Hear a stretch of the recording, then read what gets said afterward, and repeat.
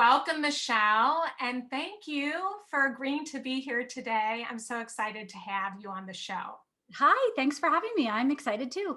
Yes, well, you just released this week your latest book, 14 Talks by Age 14, the essential conversations you need to have with your kids before they start high school. This is an awesome book. It's a must read. You cover all of the topics and the questions that I hear moms are asking. Please help me with this. So I'm excited to launch in, but I have to ask you before we start about why you wrote this book and sharing about yourself. One of the things that drew me to you is your sense of humor and writing about what middle school was like and going to your website and seeing your picture. Yes. And I think it's really important for us to remember what it was like for us. And so, what was middle school like for you? Oh, yeah. So middle school for me was awful.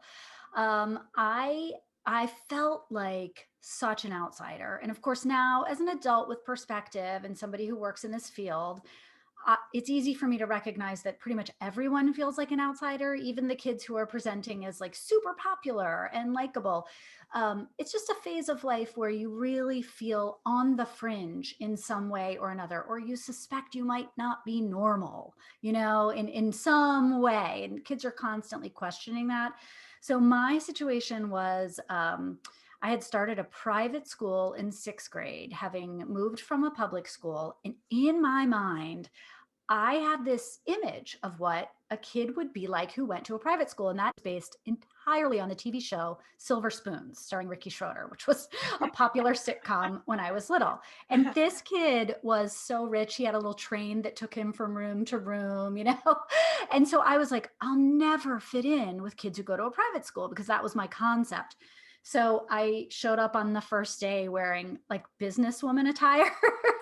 And all the kids were just wearing normal clothes, of course. And that just like set my world upside down. And I was like, I don't know how to do this. I don't know how to be a kid with these other kids. Like, I'm so different. And so the next couple years, I spent floundering through friendships that didn't connect and really questioning myself and whether I could make friends and whether I was a misfit. And it's just a big old awkward mess for a few years. And then luckily in high school I found theater and got really into our drama program, and that was kind of my saving grace moment where I really discovered confidence and friendship and all of that. But it was a rocky road for a little bit. Yeah, I don't know anybody that would want to go back to middle school. It Right. is. It's such it's such an awkward time, and wanting to fit in and wanting to belong and feeling like you said, like I thought I was kind of weird too, and switched schools and looking at what all the other kids were wearing and trying and what they were even saying and just trying to mimic what they were saying so I could kind of sound cool. Right.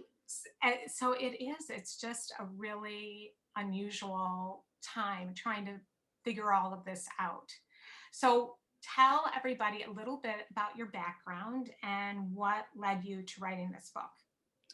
My background, I graduated college with a degree. I was certified to teach, and I thought I would teach. My certification was for seventh through 12th grade. So it could have been middle, could have been high school, English, which I love. And then I ended up, I did my student teaching, got my certification, but I ended up getting a job at a big corporation instead.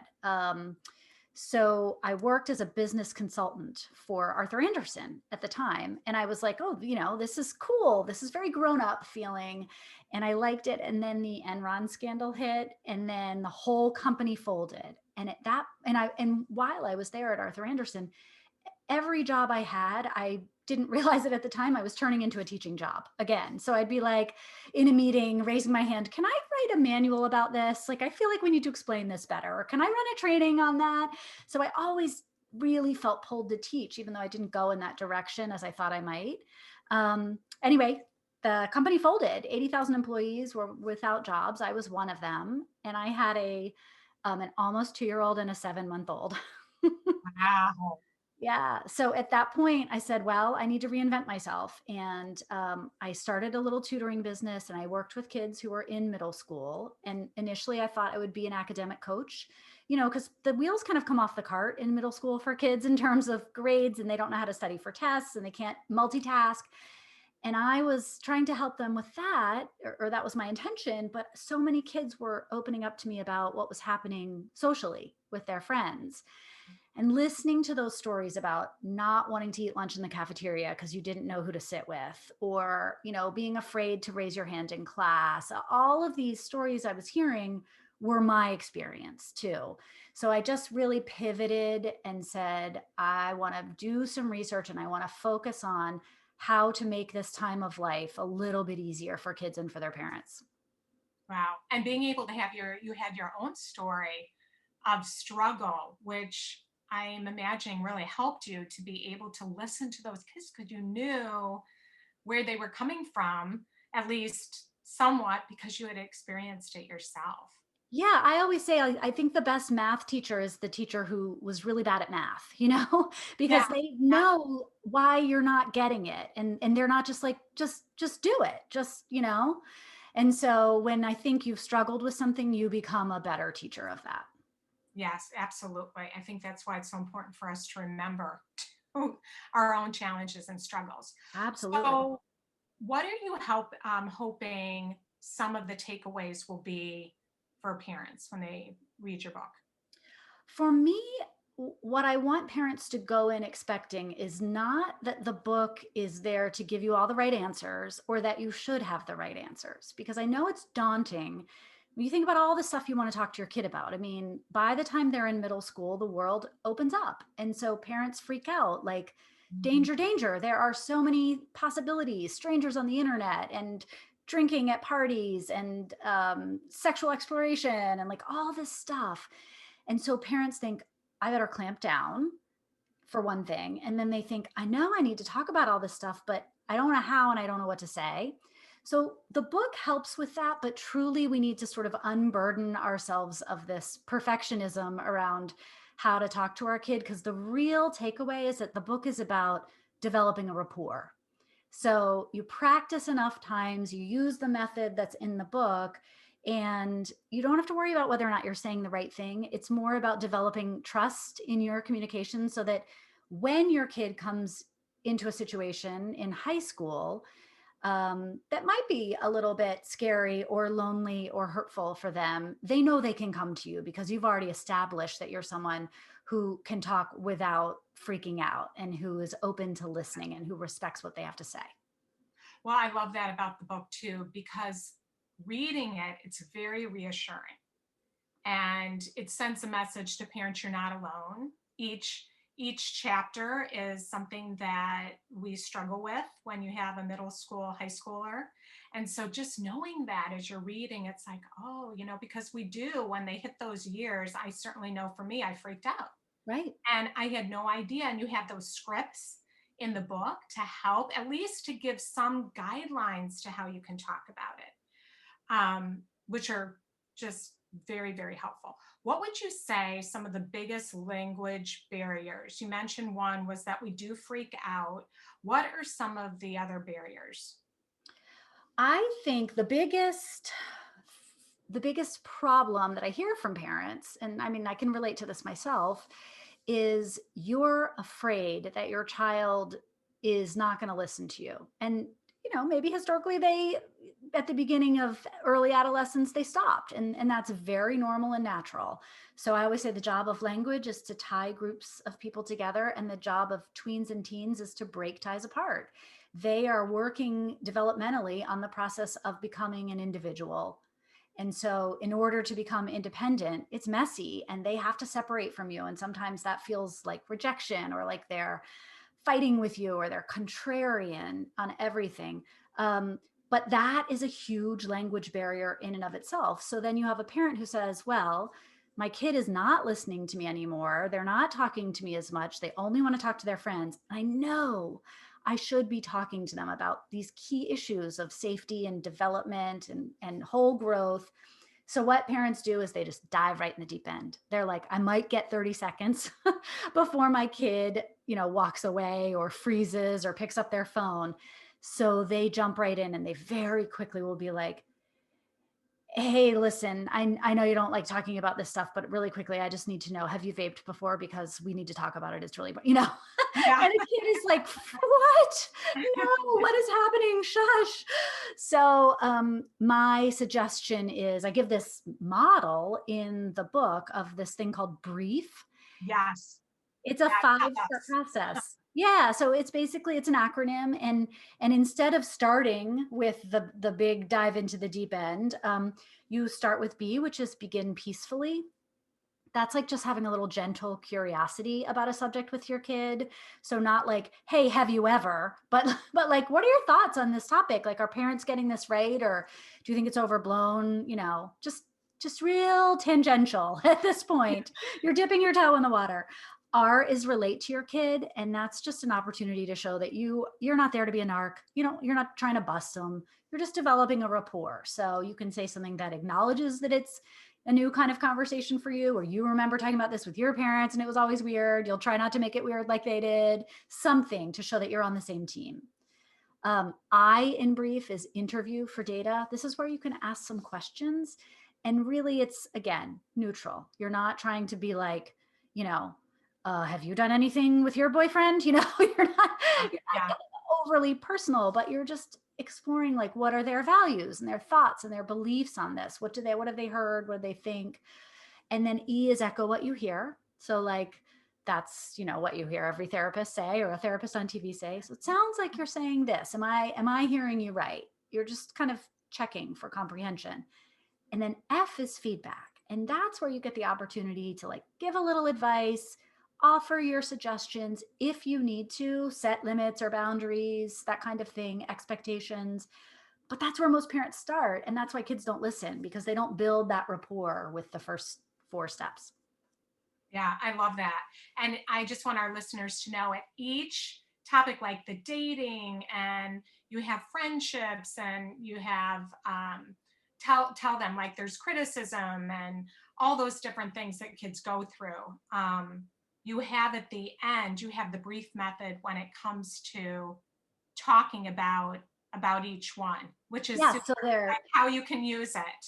Tell them just real quickly what the categories are.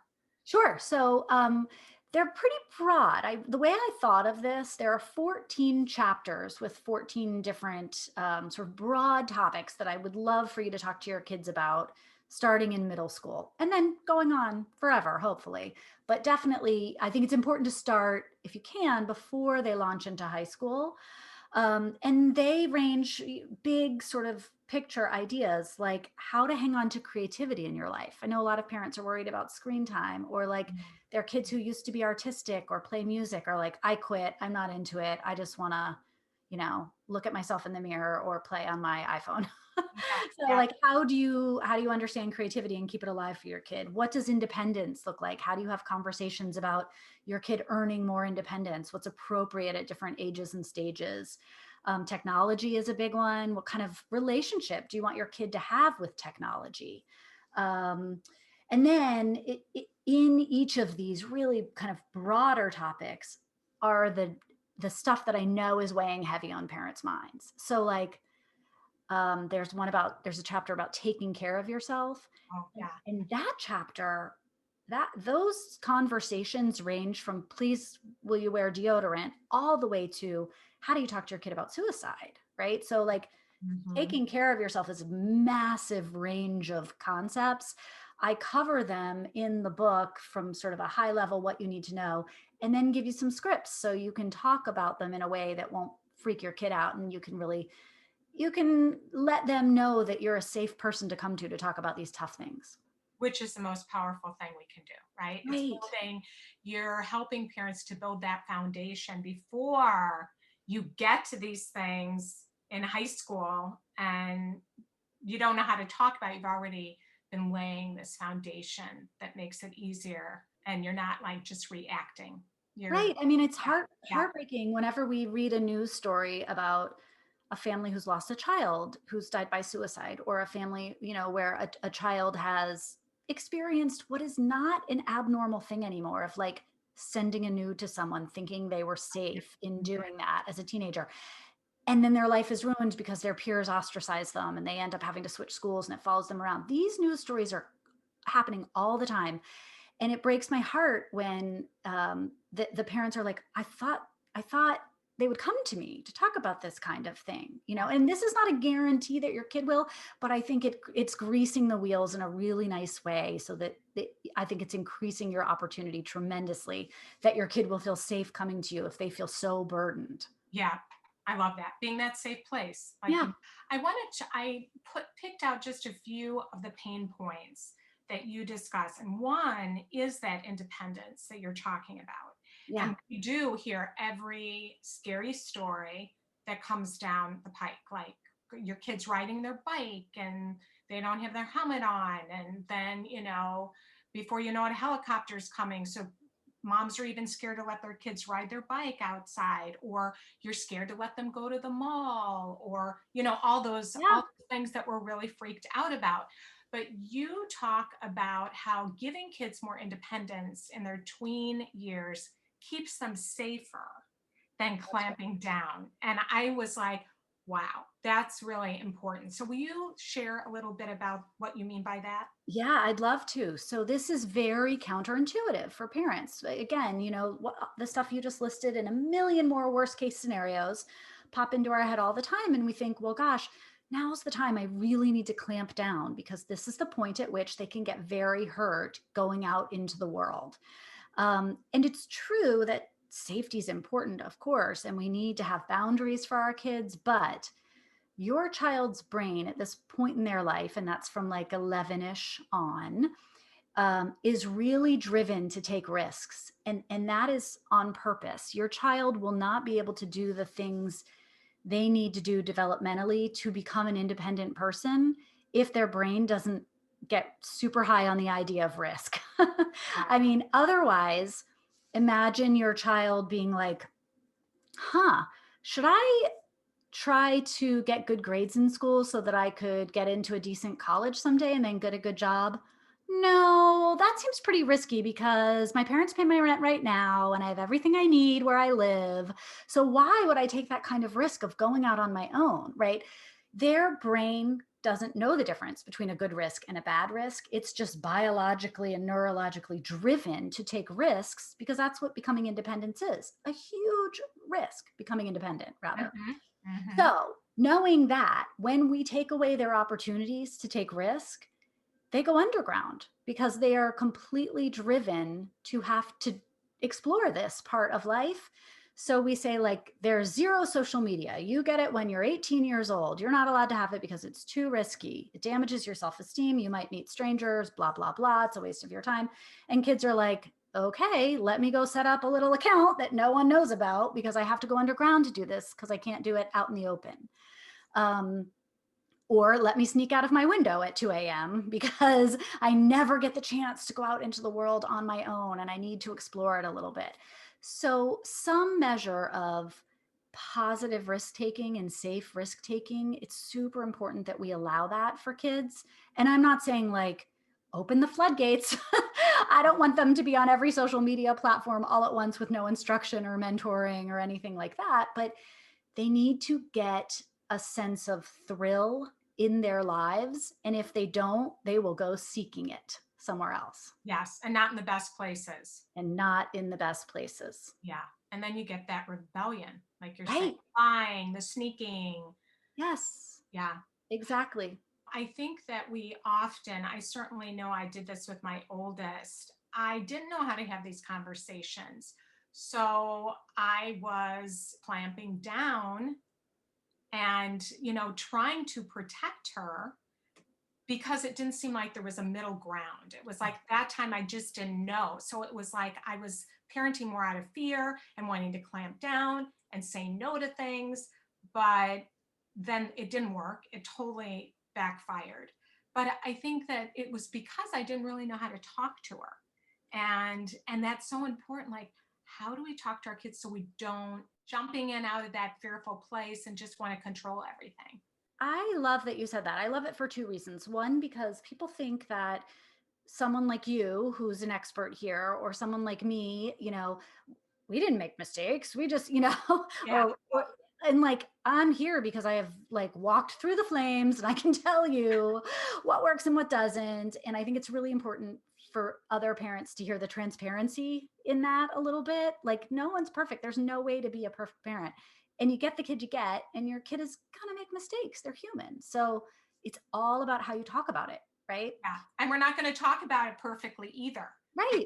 You know? You're not going to talk about it perfectly. And no one who reads the book is going to come away from it being like, aha, now I know all the right words to say, Yeah. Yeah. But you are going to develop a level of comfort with the conversation. And even with the conversations that are botched, that you're like, oh well, that one didn't go right, but the next one might. I'm going to keep trying.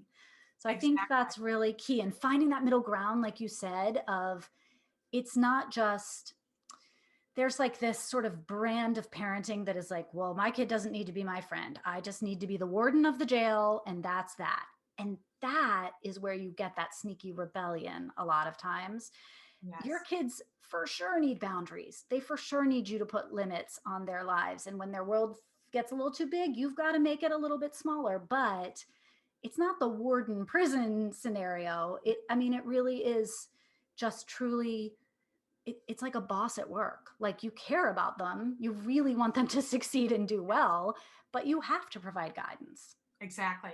Which makes me think about your racquetball, the walls of a racquetball court, and creating boundaries. And Yeah. boundaries are so important, but we don't know how to do that either, usually. I mean, nobody taught us how to do that. And many of us were raised where this is what I say and this Yes. is what you do. And so it's like, how do you do that? So, can you share a little bit about the boundaries and the racquetball walls? And Yeah, so that's a metaphor that I introduced in this book as I was thinking about the sort of fearfulness that we have around these conversations. And I know for many parents, the concern is like, this conversation could go anywhere and it might go somewhere that I can't handle, right? If we're talking about some of these topics, like, well, I know I need to talk about pornography because my kid has an iPad, or I know I need to talk about drugs. And what if my kid says, like, well, mom, what have you ever tried? Like, so we're very afraid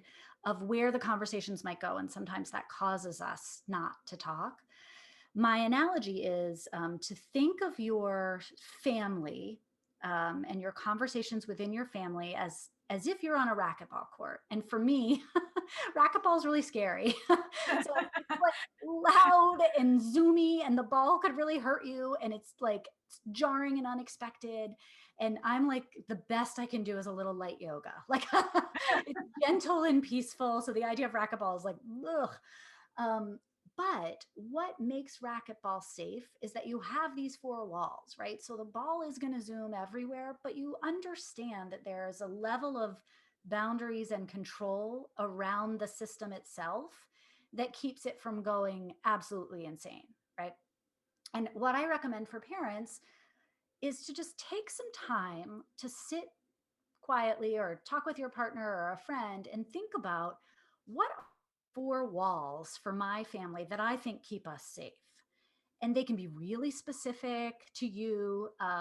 So I'll tell you what mine were, just by way of example. My first one is sleep. It oh, is so important to me. I was not a terribly strict parent, except for bedtimes. I was like, guarded that like a hawk. So really important to me that I got a good amount of sleep and that my kids got a good amount of sleep. That was one. Autonomy was another one for me. I knew that it was really important that my kids become independent and that I wanted them to learn skills to become independent. So starting things early on, like them packing their own lunches, or me having autonomy, having time to do the hobbies and things that I love, not serving them all the time. yeah. That Mhm. was important. This idea of like dignity and unconditional love was really important to me. And I think I have those listed as separate ones. So those are my 4. Dignity as like not just us in this family, but that we extend the idea of dignity to all human beings, that no matter who we are talking about or thinking about, or angry with, or, feel like we could never forgive. There is inherent worth in that person that we need to keep as part of the conversation. So that was a big one. And the unconditional love piece was that I made it abundantly clear. Probably my kids were like, okay, we get it. That I love them no matter what, no matter how they identified or who they were or what mistakes they made. They could come to me and be well loved despite any flaws they felt or any insecurities they had or problems they caused. That would never impact how I loved them or talked about how I love them. So those are my four. And parents can just think about, like, what are the four for our family that keep our conversations really safe? I love that. Because boundaries we think about more out of fear, I think. Yeah. Think, I have to protect them from all the bad things that can happen versus setting this vision and these values and as this umbrella of how we choose to live and who we want to be, which is Yeah. so much more empowering. I love that. Thank you. I do think it's Yeah. like a little harness, safety harness you get to wear when you're zip lining. You know what I mean? Like, Yeah. we need that comfort level. Yeah, absolutely. Let's talk about friendships. Yeah. And I wrote down, I actually, when I read this, I was working with a mom yesterday and I immediately, after I read it, emailed it to her. And she was like, wow, thank you so much. Because she Good. was struggling with this whole thing with one of her kids with friendship. So I just want to read this. Okay. This is an age when your child becomes obsessed with their friends and classmates to the exclusion of logic, reason, prior commitments, curfews, family time, and geographical restrictions. Between grades 6 and 9, kids will do just about anything to be brought into the social fold of their peers. It does, I love this, and it does seem extreme at this age. And parents are, especially with the pandemic, their kids are in their rooms, they're on their phones with their friends, and the parents are like, oh my gosh, it's they take it personally, they don't want to be with me anymore. Can you bring some illumination to this whole thing and speak to this? Sure. And I will say that I have two kids, and when they were this age, I had one of each. I had a kid who couldn't spend more than 5 minutes with us at home, was like constant FOMO and needed to be with friends all the time. And it was beyond frustrating. We would be like, just one night. Stay home one night. You don't have to go be with your friends. And then I had another child who was the opposite, who liked to spend some time with friends, but really ideally would be on the couch with us watching TV at night. And I know that there are some parents who have that kid who are like, uh-oh, is something wrong with my kid that they don't want to go out and be with their peers? What's going on? I think that the need to be with friends is possibly um, a broader scope of the listeners. So what I will say is that both are totally fine. Um, the idea is that I call this phase of life the middle school construction project. A piece of that project, that your child is building three things they need to become an adult. They need an adult body, an adult brain, and an adult identity. And that identity piece is really what comes into play here. They have to figure out who they are apart from you. Yes. And this is the first step in figuring that out. And up until this point, you as the parent have really made all of the choices that sort of encompass your kid's brand, who they are. You've decided what activities you'll sign them up for based on, like, what your friends were signing their kids up for. So you could carpool together, right? Or you chose the clothes and hung them in the closet, but and they could choose from those to wear to school. You arranged the play dates, so you kind of structured their social group for them.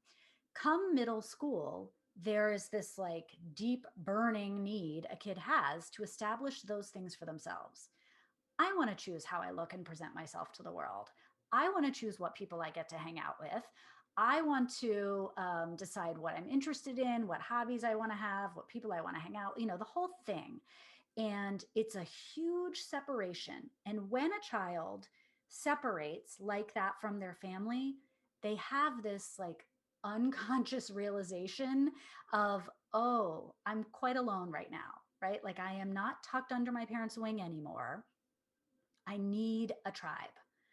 Yeah. And they realize that you sort of created the beginning for them, but that you're not their future, right? Their future is among their peers. That's Mhm. who they will partner with. That's who they will be working with. That's who they will be, going through college with, like all of that stuff. And they, at a very deep level, without being able to articulate it, they are priming for that and they know that. And so they will do just about anything to telegraph to their peers that they are quote unquote normal and acceptable and should be welcomed into the tribe. And that's what's happening at this age. Yeah, and it's so important developmentally that for us to remember they really do need to do this. But it's hard when each of my kids stop dressing. Right. I was like, oh man, that what you're wearing all black? What's that? And like totally going against, or you would say black, they say white, right? It's just like it's just crazy how that starts happening at this age. And it can be very unsettling for us, but we have to remember this is really necessary. And if we allow that, I found that, oh, my daughter's kind of starting to add some color back in her wardrobe, or she's not wearing sweatpants every day to school. That's right. I mean, they have to dress all like each other to all become a tribe. Yes. And it's the reason they start talking like each other, the slang thing, like they are forming ties as their own little society, pre-society, So they want to telegraph. And that means if everybody's wearing a hoodie every day to school, I too will be wearing a hoodie every day to school. Totally. The hoodie. The And hoodie it doesn't uniform. fit. Right. It's really huge. Yes, It that's has right. it has to be extra large. Yeah. Oh my gosh, so funny. Another thing you talk about that we just have to touch on is hygiene, is a self-care thing. And Yeah. it comes up so often in our community about my kid won't wear deodorant, they won't take a shower. Please help. How do Sure. you? This is one that I hear all the time too, and it's the reason it made it into the book is that right at the end of elementary school, beginning of middle school, kids really resist hygiene, and I truly don't know what the like scientific reasoning is for this, but mostly it's a new habit that's hard to form. It's just sort of a laziness around it.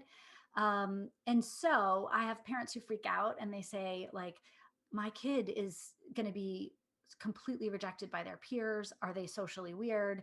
Is something wrong with them? Do they have a moral flaw that they cannot abide by the social contract that we all agree to like not be horribly stinky out in the world, right? And Yeah. so they worry about that in a long-term context. But the fact is, it is mostly a matter of habit building. And so my advice to parents in this area is to go to the drugstore and buy about 6 deodorants and keep them around your house. Keep one in the kitchen, keep one in your car, keep one in the living room, keep one on the stairs, like just scatter them around. And when your child needs to put on deodorant, because normally the scenario is your kid comes downstairs, you're walking out the door and you're like, ooh, hey, did you put on deodorant? And they lie and say they did. And you know they didn't, but they're Yeah. too lazy to go back upstairs and do it. So if you have access to it all over and you just say, don't worry, I have some in my car. You can put it on and let's try to remember to do it right after your shower next time. And you have some right outside of the shower and on the bedroom dresser. You just invest in scattering them around. And almost everyone figures this out naturally anyway, right? Like very few adults are clueless about this. So they get it. You just have to make it easy for them to build the habit. Yeah, I love that because they're not used to putting deodorant Yeah. on, you And they know? don't want to And break their stride. They are like busy doing something, going to a friend's house, yeah, whatever. they're thinking about Yeah. something else. Yes. Yeah, Yes. exactly. Yes. Well, thank you. There's so much more to talk about, but I know for sake of time, I want you to speak to one more thing. You say how to say no when no is the best answer. Mm. Yeah. So the book is a gentle approach, but it's not one that says that kids don't need boundaries or that you shouldn't say no sometimes. So on the subject of saying no, what I recommend is that you set some goals for your kid, that no isn't just a complete sentence. I know we say that a lot in our culture. Like for women, especially, it's important to say, like, no is a complete sentence. And I really like that.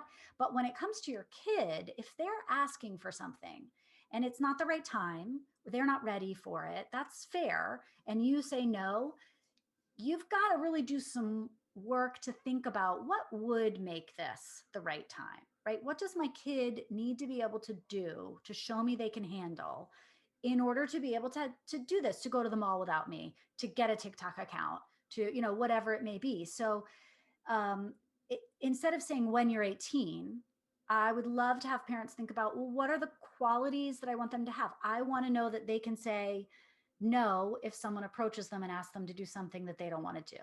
I want to know that they can use their voice in public to speak up if something bad is happening. And I include a list in the book of ways your child can demonstrate those things to you. So it helps a kid to hear, not yet, you know?